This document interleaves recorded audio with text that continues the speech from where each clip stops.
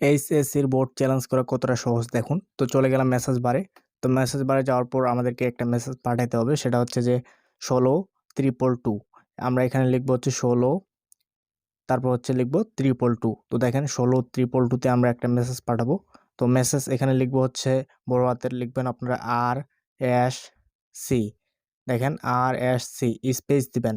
তো দেখেন স্পেস দেওয়ার পর আপনি এখানে লিখবেন বোর্ডের 3টা অক্ষর, আপনার যে বোর্ড থেকে পরীক্ষা দিছেন সেই বোর্ডের প্রথম 3 অক্ষর। যেমন ধরুন আমার দিনাজপুর, সেক্ষেত্রে দিনাজপুরের এখানে লিখলাম DIN, স্পেস দিব।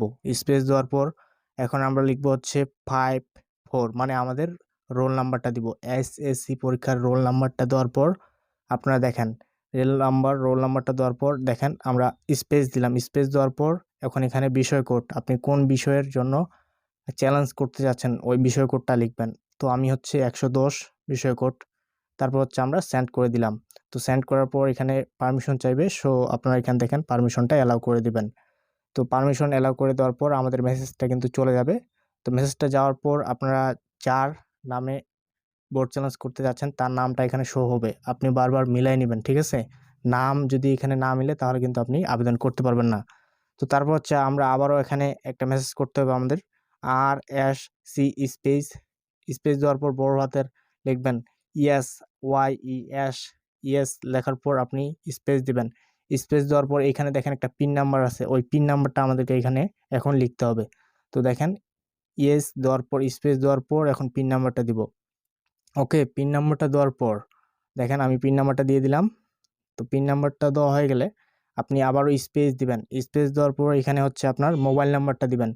যিনি আবেদন করতেছেন তার মোবাইল নাম্বারটা দিবেন, কারণ হচ্ছে বোর্ড চ্যালেঞ্জ যখন রেজাল্ট হবে এই মোবাইল নাম্বারে রেজাল্টটা তার কাছে অটোমেটিকলি মেসেজের মাধ্যমে জানিয়ে দেওয়া হবে। তো অবশ্যই যার আসলে বোর্ড চ্যালেঞ্জ করতেছেন তার মোবাইল নাম্বার এখানে দিবেন। তো দেখেন আমি মোবাইল নাম্বারটা দিতেছি। তো সকল প্রকার এখানে আপনি A to Z সুন্দর করে ঠান্ডা মাথায় বুঝে শুনে দিবেন, ঠিক আছে? একটুকু ভুল করা যাবে না। দেখেন এখানে সুন্দর করে আমি বারবার মিলিয়ে নিতেছি। তো মিলিয়ে নেওয়ার পর এখানে আমরা জাস্ট এখন সেন্ডে ক্লিক করে দিতেছি। দেখেন সেন্ডে ক্লিক করার সাথে সাথেই আমাদেরকে একটা কনফার্মেশন মেসেজ দিবে যে আমাদের টাকাটা পেমেন্ট হইলো কিনা।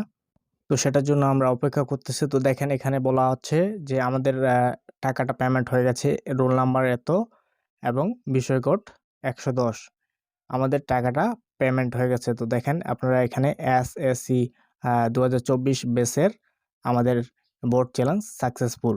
তো এইভাবে আপনি খুব সহজে বোর্ড চ্যালেঞ্জ করে নিতে পারবেন বাসায় বসে নিজের মোবাইল থেকে। তো বন্ধুরা আশা করি ভিডিওটা আপনাদেরকে অনেক অনেক ভালো লেগেছে অ্যান্ড ভিডিওটি আপনাদের অনেক উপকারে আসবে। তো বন্ধুরা ভিডিওটি ভালো লাগলে অ্যান্ড ভিডিওটি উপকারে আসলে অবশ্যই আপনাদের ফ্রেন্ডের সাথে শেয়ার করে দিবেন, যাতে আপনার মাধ্যমে তারাও উপকৃত হয়। তো বন্ধুরা আজকের মতো এখানে বিদায় নিচ্ছি। তো সবাই ভালো থাকবেন, সুস্থ থাকবেন। তো বন্ধুরা গুড বাই।